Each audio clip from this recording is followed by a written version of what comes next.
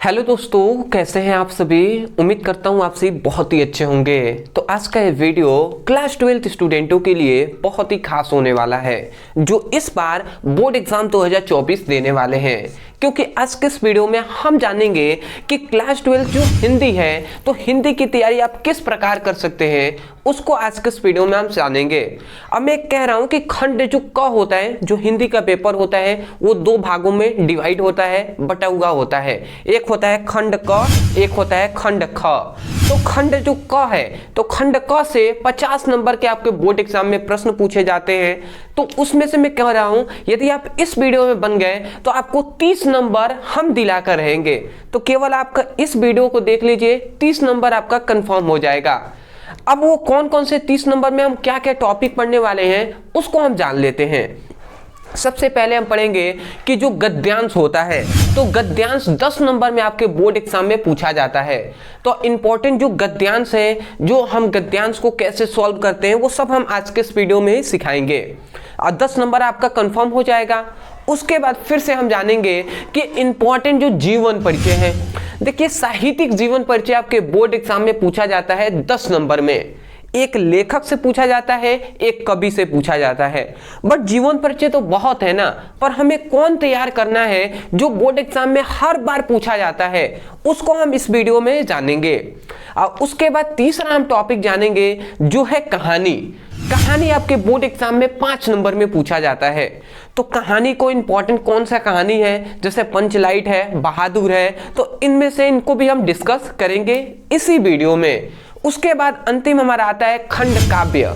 तो खंड काव्य जो है, ये भी आपके बोर्ड एग्जाम में 5 नंबर में पूछा जाता है। तो इन सभी को हम आज के इस वीडियो में ही हम डिस्कस करने वाले हैं। अब मैं इतना विश्वास के साथ कह सकता हूं, यदि आप इस वीडियो में बने रहें तो आपका 30 नंबर कंफर्म हो जाएगा। तो चलिए दोस्तों, हम जान लेते हैं इन सभी टॉपिक को। तो सबसे पहले हम जान लेते हैं कि महत्वपूर्ण गद्यांश कौन सा है।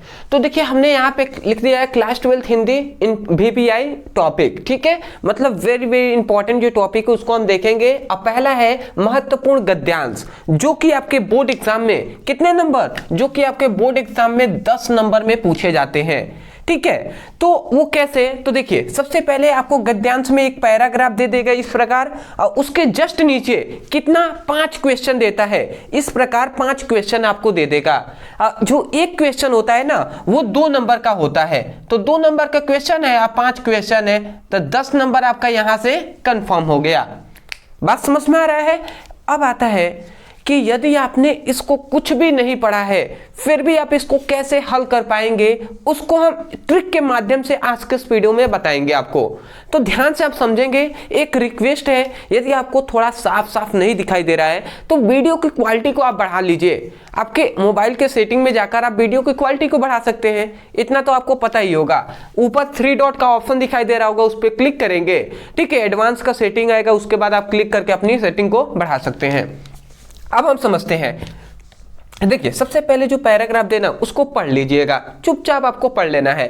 जैसे यहाँ पे लिखा गया है कि जन का प्रवाह अनंत होता है, सहस्त्रों वर्षों में भूमि के साथ राष्ट्रीय जन के तदात्मय प्राप्त किया है। जब तक सूर्य की रश्मियां नित्य प्रातः काल भुवन को अमृत से भर देती हैं, तब तक राष्ट्रीय जन का जीवन भी अमर है। इतिहास के अनेक उतार चढ़ाव पार करने के बाद भी राष्ट्रीय निवास जन नई उठाती लहरों से आगे बढ़ने के लिए अमर अजर है। जन का सतत वाह्य जीवन नदी के प्रवाह की तरह है, जिसमें कर्म और श्रम के द्वारा ही उत्थान के अनेक घाटों का निर्माण करना होता है। तो इस प्रकार हमने पढ़ा। अब इसको ऐसे ही पैराग्राफ को पढ़ लेना है। अब आप ध्यान से समझेंगे कैसे हम हल करेंगे। देखिए, हमारा पहला क्वेश्चन क्या है। पहला हमारा इंपॉर्टेंट क्वेश्चन है कि जन का प्रवाह किस प्रकार होता है। तो इस पैराग्राफ में ये जो क्वेश्चन 5 दिए गए हैं ना, इसका क्वेश्चन के आंसर इसी पैराग्राफ में मिलेगा, हमको ढूंढ कर लिखना है। तो देखिए यहाँ पे कह रहा है कि जन का प्रवाह किस प्रकार होता है। तो यहाँ पे अगर हमने पढ़ा तो सबसे पहले जन का प्रवाह आया कि नहीं शब्द, तो यहीं से हम लिखेंगे। देखिए कह रहा है जन का प्रवाह अनंत होता है, इसमें कह रहा है जन का प्रवाह किस प्रकार होता है, तो जन का प्रवाह अनंत होता है। आंसर तो यहीं पे आपको मिल गया। तो सबसे पहला आपका आंसर तो यहीं से यहां तक हो जाएगा कि जन का प्रवाह किस प्रकार होता है, तो जन का प्रवाह अनंत होता है। ठीक है, इसका क्या होता है, अनंत होता है। तो यही बात हम लिख लेंगे। क्या हम लिखेंगे कि जो जन का प्रवाह है, जन का प्रवाह है अनंत होता है। ठीक है, तो ये आपका कंप्लीट हो गया। अब यहीं से आपको चुपचाप आपको 2 नंबर मिल जाएंगे। आप कहेंगे सर इतना छोटा सा आंसर देंगे मिल जाएगा।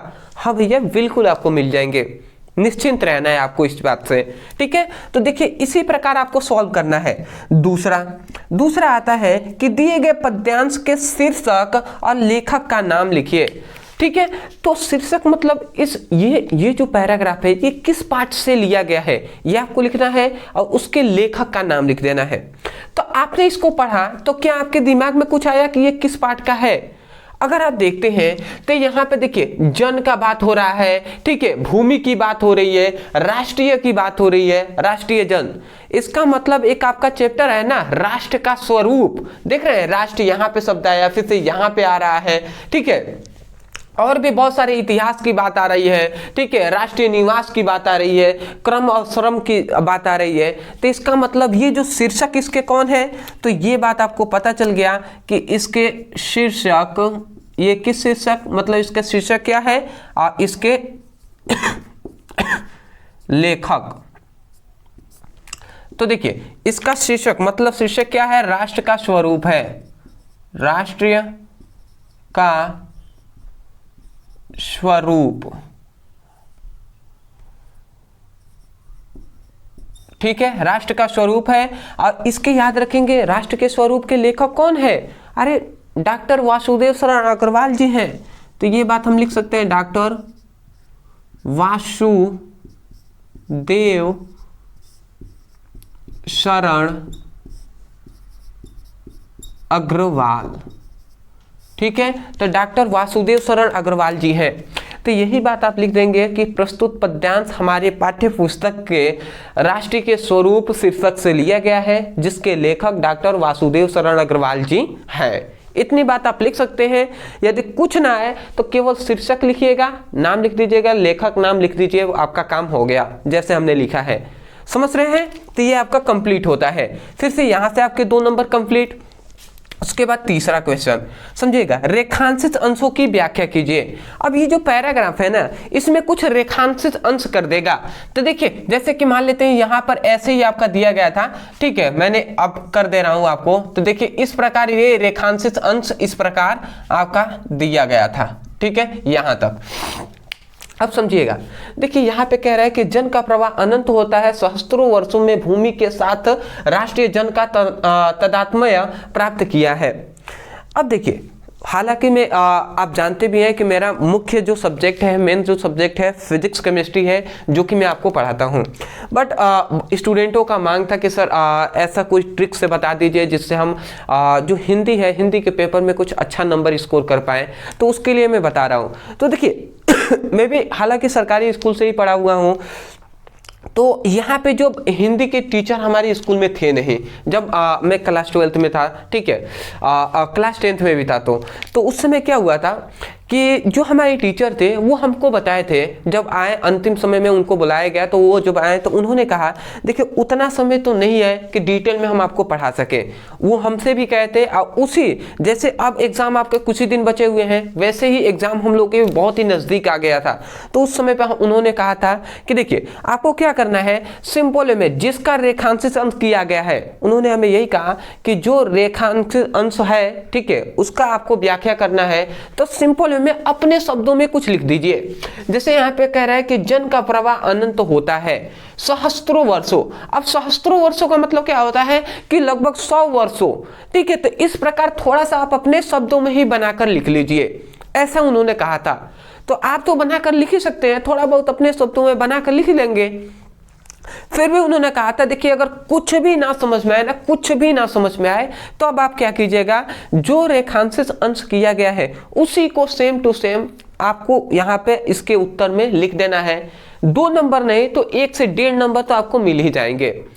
तो अगर ना आए तो थोड़ा सा बस आप चेंज करके लिख देंगे बनाकर, आपको फुल नंबर 2 नंबर मिल जाएंगे। समझ रहे हैं ना? तो यहां से आपके 2 नंबर कंप्लीट होते हैं। ऐसे ही आपको कर देना है, समय कम है। अगला आता है कि सूर्य की रश्मियों का क्या प्रभाव पड़ता है। अब सूर्य की रश्मियां, अब इसमें हमें ढूंढना है सूर्य की रश्मियां। अभी हमने पढ़ा था ना, कहां पर, देखिए यहां पे कह रहा है कि जब तक सूर्य की रश्मियां नित्य प्रातः काल भुवन को अमृत से भर देती हैं, ठीक है, तब तक जन का प्रवाह का जीवन भी अमर है। ठीक है, तो यहां से हमारा आंसर हो जाएगा, देख रहे हैं ना, सूर्य की रश्मियां की बात हो रही है। ठीक है, तो यहां से हम लिख देंगे कि क्या हम लिखेंगे, यहां पे कह रहा है ना सूर्य की रश्मियों का क्या प्रभाव पड़ता है, तो आप यहां से नहीं, आप यहां से लिखेंगे कि सूर्य की रश्मियां नृत्य प्रातः काल भुवन की अमृत से भर देती हैं। आज यहाँ पे फुल स्टॉप है, थोड़ा सा हम और आगे बढ़ा लेंगे। तब तक राष्ट्र के जीवन का भी अमर है, राष्ट्र का जीवन भी अमर है। तो यह आपका चौथा का आंसर यहां से लेकर यहां तक हो जाएगा। इस प्रकार ये आपका 2 नंबर कंप्लीट होता है। ऐसे ही आपको ढूंढना है मेन शब्द, जैसे सूर्य की रश्मियां है, इसमें आप ढूंढेंगे कहां पर है, उसका जो पहले का जो फुल स्टॉप है और जो अंतिम का फुल स्टॉप है वहां तक लिख देंगे, आपका काम हो जाएगा। ज़्यादा भारी नहीं होता है, इजी ही है, उतना हार्ड नहीं है।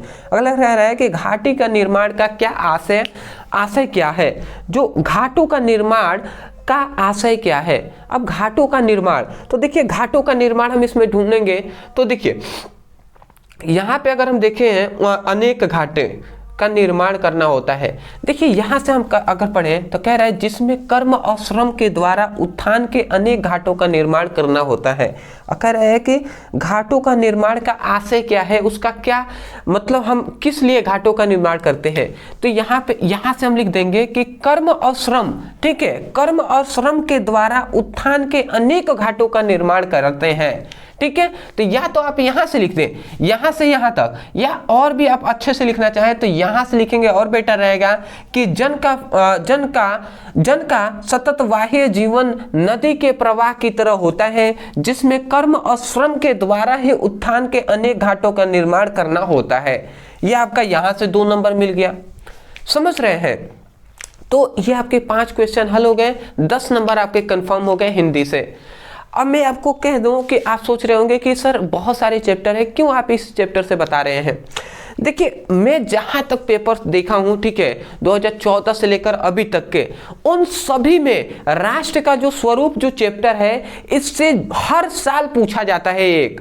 तो इसलिए मैं कहूंगा कि ये जो टॉपिक है ये बिल्कुल आपको तैयार कर लेना है, और यही बहुत बार यही रिपीट हुआ है। तो ये हुआ आपका 10 नंबर कंप्लीट। आप इसका स्क्रीनशॉट ले लीजिए और इस पर प्रैक्टिस कीजिएगा, आप निश्चिंत रहेंगे, आपको तैयारी बहुत ही अच्छे तरीके से होगी। ठीक है, अब हम आगे जो टॉपिक है उसको हम देख लेते हैं, स्क्रीनशॉट। तो चलिए दोस्तों, अब हम देख लेते हैं इंपॉर्टेंट जीवन परिचय, जो कि आपका बोर्ड एग्जाम में साहित्यिक जीवन पूछता है क्लास 12th में। तो साहित्यिक जीवन परिचय देखेंगे, अब वो भी किसका, डॉक्टर वासुदेव शरण अग्रवाल जी का साहित्यिक जीवन परिचय हम देखेंगे। आप कहेंगे क्यों सर, और भी बहुत सारे जीवन परिचय हैं, बट इनका ही क्यों। देखिए इनका ना हर बार, मैं कह सकता हूँ लगभग हर वर्षों में डॉक्टर वासुदेव शरण अग्रवाल जी का पूछा जाता है। या तो इनका पूछेगा या आचार्य हजारी प्रसाद द्विवेदी जी का पूछेगा। तो मैं यही कहूंगा कि 2 तो मोस्टली आपको याद करना ही है। मैं एक आपको करा दे रहा हूं, डॉक्टर वासुदेव शरण अग्रवाल जी का, उसके बाद डॉक्टर हजारी प्रसाद द्विवेदी जी का मैं बता दूंगा। देखिए doctor Hazari Prasad Dwivedi brother sir आप लिख के, आचार्य रामचंद्र शुक्ल भी वो भी बहुत ही इंपॉर्टेंट है, तो उनका भी आप याद कर सकते हैं। ठीक है, केवल आप नाम लिखकर, अंत में हमारे चैनल का नाम लिखकर सर्च करेंगे ना, वीडियो आपको वो सभी मिल जाएंगे। वासुदेव शरण अग्रवाल जी का हम देख लेते हैं। देखिए सबसे पहले आपके बोर्ड एग्जाम में साहित्यिक जीवन परिचय पूछता है, तो ऐसा नहीं है कि केवल आपको साहित्यिक जीवन परिचय ही लिखना है। पहले हम जीवन परिचय लिखेंगे, उसके बाद साहित्यिक जीवन परिचय, उसके बाद हम और भी जो इंपॉर्टेंट है वो लिखेंगे। सबसे पहले जीवन परिचय आप हेडिंग ऊपर चाहें तो डाल सकते हैं और उसके बाद यहां से लिखना प्रारंभ करेंगे। हमने लिखा है कि डॉक्टर वासुदेव शरण अग्रवाल जी का जन्म सन 1904 ईस्वी में मेरठ जनपद के खेड़ा नामक ग्राम में हुआ था। इनके पिता और माता लखनऊ में रहते थे, अतः इनका बचपन लखनऊ में व्यतीत हुआ। अब बताइए, इसमें कुछ समझाने वाला तो है नहीं, सिंपल में पढ़ रहे हैं, समझते जाइएगा, नोट डाउन करते हुए चलिएगा। उसके बाद लिखा गया है और यही इनकी प्रारंभिक शिक्षा हुई थी। ठीक है,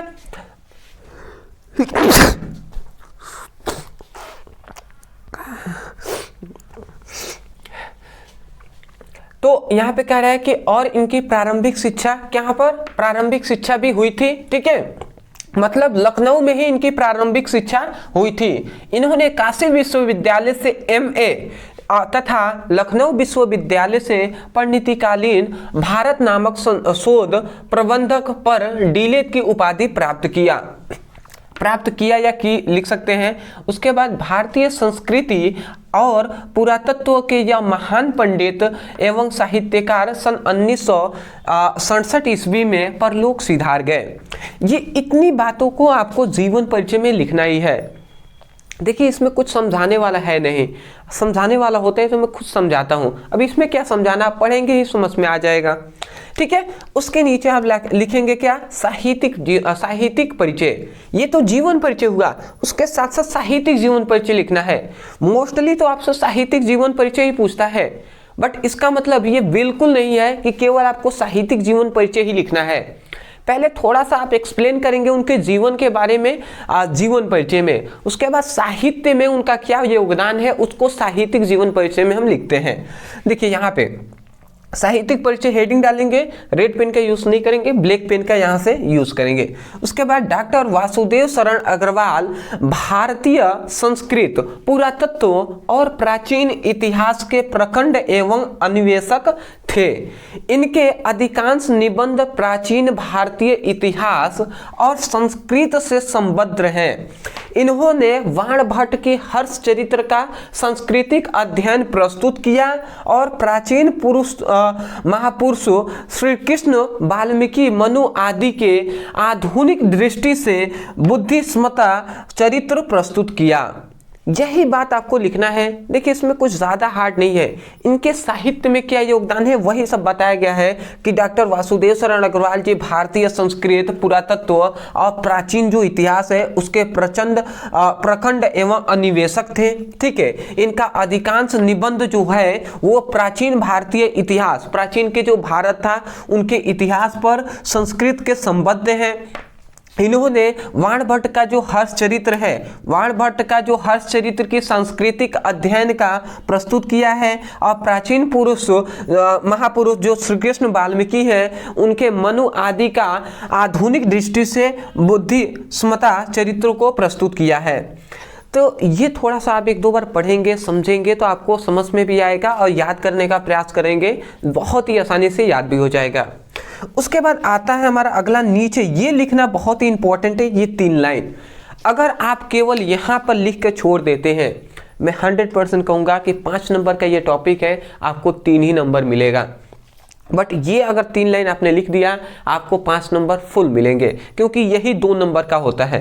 तो कृतियाँ या रचना हेडिंग डालेंगे, नीचे आप लिखेंगे निबंध संग्रह। अब इन्होंने कौन कौन से निबंध इनका है, तो देखिए यहाँ पे पृथ्वी पुत्र है, कल्पलता है, कला और संस्कृति है, ठीक है, और क्या है, कल्प वृक्ष है, भारत की एकता है, आदि और भी बहुत सारे हैं। ठीक है, उसके बाद शोध प्रबंधक, इन्होंने किस किस पर शोध किया है, तो परिणतिकालीन भारतवर्ष पर इन्होंने शोध किया है।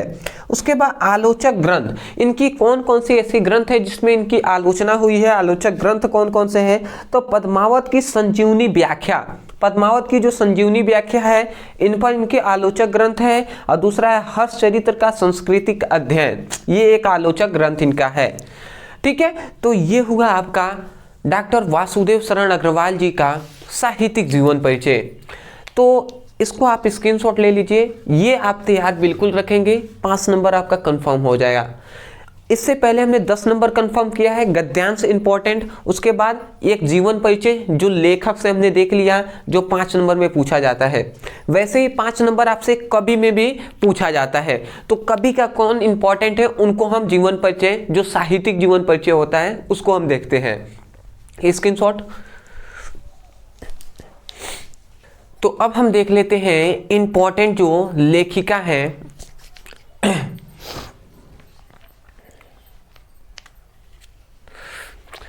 अब हम देख लेते हैं पद्यांश के इंपॉर्टेंट साहित्यिक जीवन परिचय।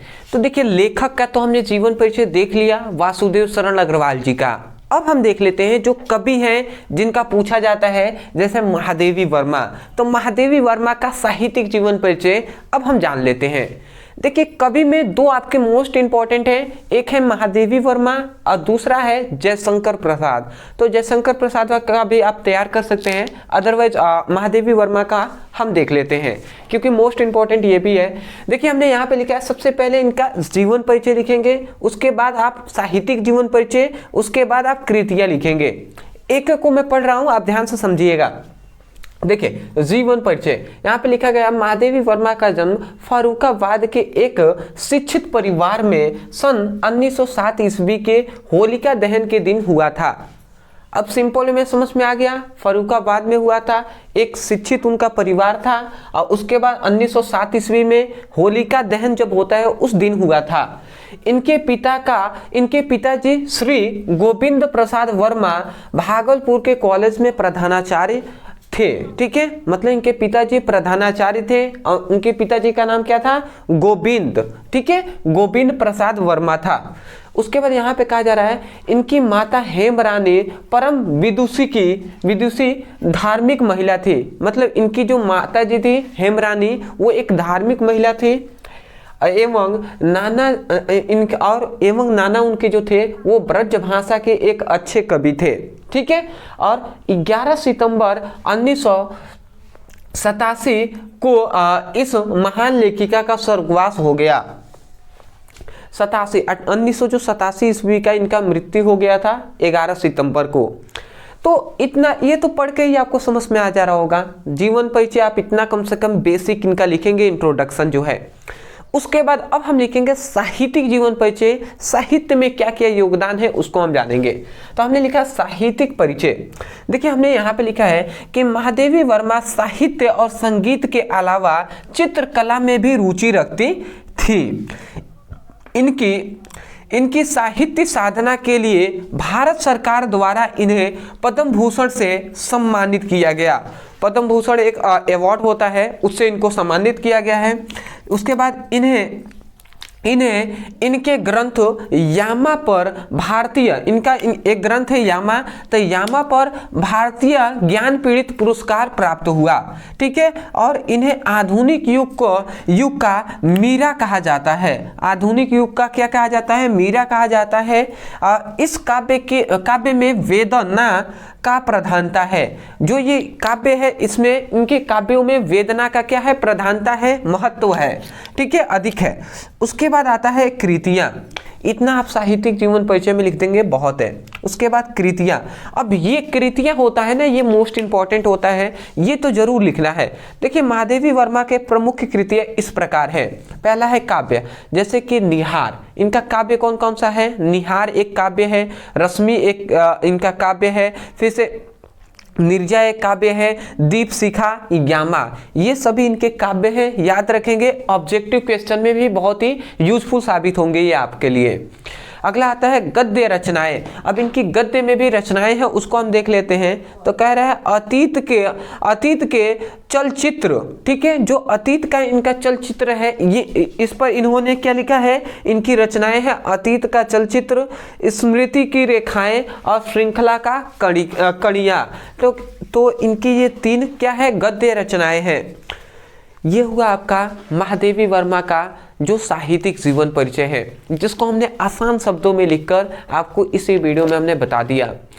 तो इससे आपको इतना लिख देते हैं, 5 नंबर यहाँ से मिल जाएंगे। तो जो महत्वपूर्ण हमने गद्यांश देखा है उससे 10 नंबर, और 2 हमने जीवन परिचय देख लिया, एक लेखक का एक कवि का, तो 10 नंबर यहाँ से 20 नंबर हमें अभी तक कंप्लीट हो गया है, हमें मिल जाएंगे बोर्ड एग्जाम में। अब स्क्रीनशॉट ले लीजिए, इसके बाद इंपॉर्टेंट जो कहानी है उसको हम देख लेते हैं। स्क्रीनशॉट। तो अब हम देख लेते हैं क्लास 12th का इंपॉर्टेंट जो कहानी है, जो कि हम यहाँ पे एक कहानी लिखे हैं जो है बहादुर कहानी का सारांश। देखिए बहादुर जो कहानी है, ठीक है, बहादुर कहानी का सारांश आपके बोर्ड एग्जाम में लगभग हर वर्षों में पूछा जाता है। या तो पंचलाइट कहेगा या बहादुर कहेगा, अथवा में दे देता है पंचलाइट लिखिए या बहादुर लिखिए। तो हम बहादुर की कहानी को आपको बता दे रहे हैं, जो कि सबसे इजी है। पंचलाइट भी हमने कराया हुआ है बहुत ही पहले, बट बहादुर को हम बता देते हैं। देखिए बहादुर कहानी जैसे हमने लिखा है ना, सेम टू सेम ऐसे ही आप लिख देंगे, आपको फुल नंबर मिल जाएंगे। बट कहानी को यहाँ पर मैं समझाने से पहले मैं थोड़ा सा चाहता हूँ कि ऐसे ही मुँह ज़बानी आपको बता दिया जाए, जिससे आपके दिमाग में घुस जाए कि हाँ इस कहानी का मतलब क्या है। तो देखिए बहादुर क्या था। बहादुर जो है ना, एक जो नेपाली बच्चे की कहानी है, जो अपने माता के कूट व्यवहार के कारण, एक अच्छे व्यवहार ना होने के कारण, ठीक है, वो अपना घर छोड़कर भागकर चला गया होता है। ठीक है, तो लेखक जो एक व्यक्ति से भेटाता है, जो क्या है, जो लेखक है। तो लेखक उस बच्चे की कहानी को पूरा अपने बताया है, बहादुर की कहानी। तो लेखक क्या करता है, जो लेखक इस बहादुर की कहानी के लेखक हैं, वो अपने घर पे ले जाते हैं और उसको नौकर बनाकर रखते हैं। बहादुर क्या करता है, घर के सभी कार्यों को करता है। और जब सभी घर के कार्य को करता है तो शुरू में जो लेखक के पत्नी है, उसका जो पुत्र है, ये सब तो उनसे अच्छे से, बहादुर से अच्छे से व्यवहार करते हैं। पर जैसे जैसे समय बीतता है, वो सभी उसके प्रति क्या करने लगते हैं, उसके प्रति व्यवहार बदल देते हैं, थोड़ा व्यवहार करते हैं, गलत व्यवहार करते हैं, उसे बोलते हैं, डांटते हैं, मारते भी हैं। ठीक है, तो इस तरीके से ऐसे ऐसे चलता रहता है समय। और एक समय आता है कि जब मेहमान आते हैं उनके घर, लेखक के घर, तो क्या होते हैं, उनके मेहमानों का पैसा गुम हो जाता है। और जब गुम हो जाता है तो इसकी जो गुम हो जाने के कहते हैं, मतलब जो लेखक के पूरे परिवार है वो सब कहते हैं कि बहादुर ने ही पैसे को लिया है। और इसे कहते हैं, इल्जाम लगाते हैं, उसको मारते हैं, बोलते हैं, गाली देते हैं, गाली गलौज सब करते हैं। तो ऐसा रोता है बहादुर, बहुत ही रोता है। और जब रात होती है तो चुपचाप घर से बाहर निकलकर भाग चला जाता है। और जब ऐसा करता है, बहादुर चला जाता है, तो अंततः घर वालों को अपने उनको बहुत ही परेशानी होती है, क्योंकि बहादुर रहता था तो सभी कार्यों को करता था। और जब बहादुर चला गया तो घर वालों को बहुत ही परेशानी होती है। और अंततः घर वालों को अपनी गलती का एहसास होता है। पर क्या फ़ायदा, जो माफ़ करने वाला बहादुर है वो अब घर छोड़कर चला गया होता है। तो यही कहानी है, उसी को हमने शब्दों में लिखा हुआ है, यहाँ पर एक एक करके समझेंगे। देखिए हमने लिखा है, अमरकांत जी द्वारा लिखित बहादुर एक नेपाली बच्चे के प्रति परिवारजनों के द्वारा किए गए कूट व्यवहार की कहानी है। मतलब लेखक कौन है, अमरकांत जी हैं। ठीक है, अब बहादुर जो ये कहानी है, ये नेपाली एक बच्चे के प्रति जो परिवारजनों द्वारा, परिवार के प्रति कूट जो व्यवहार की कहानी है। परिवार जो है उनका कूट व्यवहार करते थे, इसलिए उसकी ही एक बच्चे की कहानी है। वहां पे लिखा गया है, लेखक ने स्वयं इस कहानी को पात्र बनाते हुए इस कहानी की रचना की है। जो लेखक हैं वो स्वयं को इसके पात्र बनाकर इस कहानी की रचना किए हैं, जो है अमरकांत जी। उसके बाद कहा जा रहा है, बहादुर एक नेपाली लड़का था। बहादुर एक नेपाली लड़का था भी लिख सकते हैं, था भी। ठीक है, था लिखेंगे तो और बेहतर रहेगा। ठीक है, क्योंकि कहानी को था ही में लेकर चलते हैं।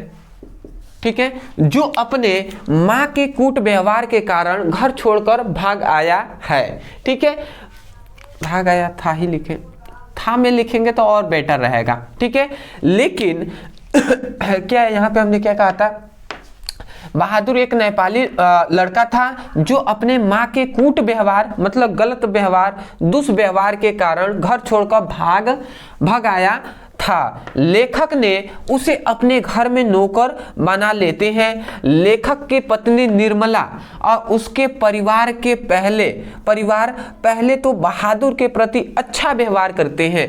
मतलब लेखक की जो पत्नी है और उसका परिवार या जो पुत्र है, ठीक है, यहाँ पे उसके पुत्र, उसका जो पुत्र था, वो सभी उसके प्रति, जो बहादुर के प्रति पहले तो अच्छा व्यवहार करते हैं, परंतु बाद में धीरे धीरे कठोरता बरतने लगते हैं। बहादुर घर के सारे कार्यों को करता है, लेकिन फिर भी उसे गाली गलौज सुनने को मिलती है।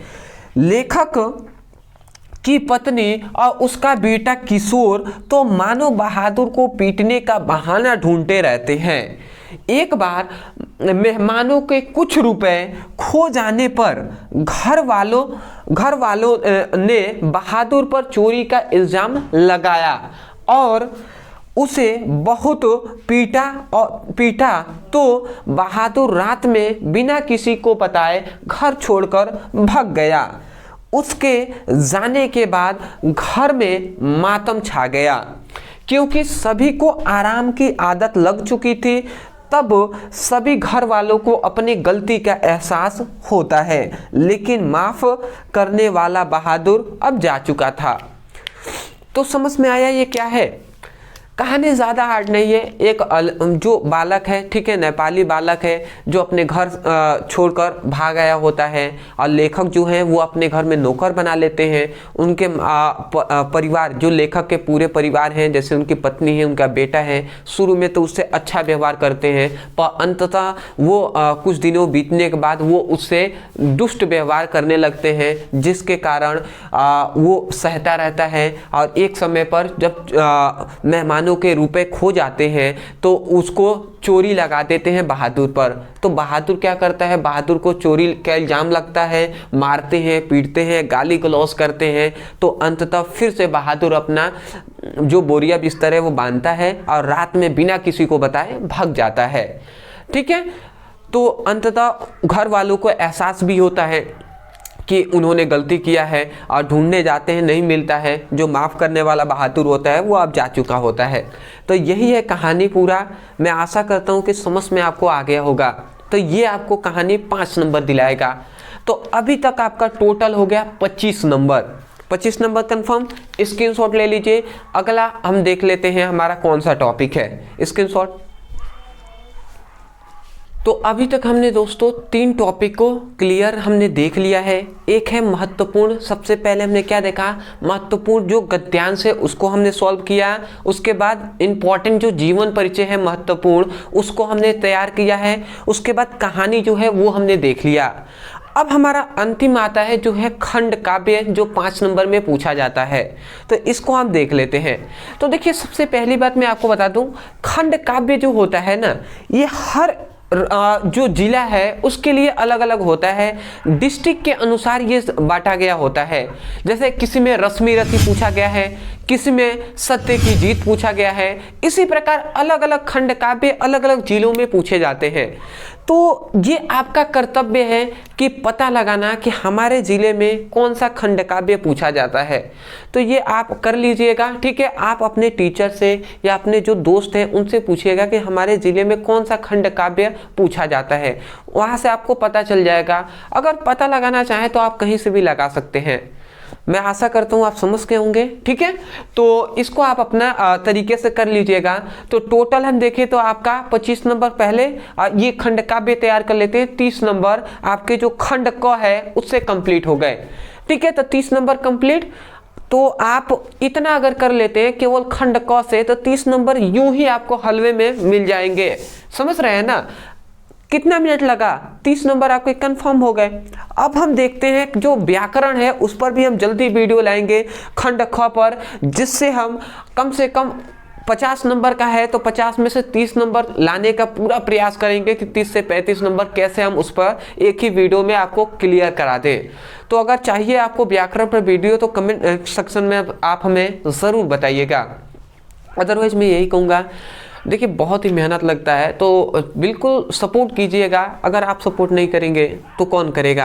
तो मैं यही कहूँगा, वीडियो पसंद आए तो वीडियो को लाइक कर दीजिएगा, चैनल पर नए होंगे तो चैनल को सब्सक्राइब कर दीजिएगा। और ऐसे ही वीडियो देखना चाहते हैं तो डिस्क्रिप्शन बॉक्स में हिंदी का, इंग्लिश का, सभी का लिंक है, फिजिक्स केमिस्ट्री का। तो आप पढ़ाई करना चाहें तो लिंक पर क्लिक करके सभी वीडियो मिल जाएंगे, तो वहाँ से पढ़ाई कर सकते हैं। तो मिलते एक नए टॉपिक के साथ, तब तक के लिए धन्यवाद।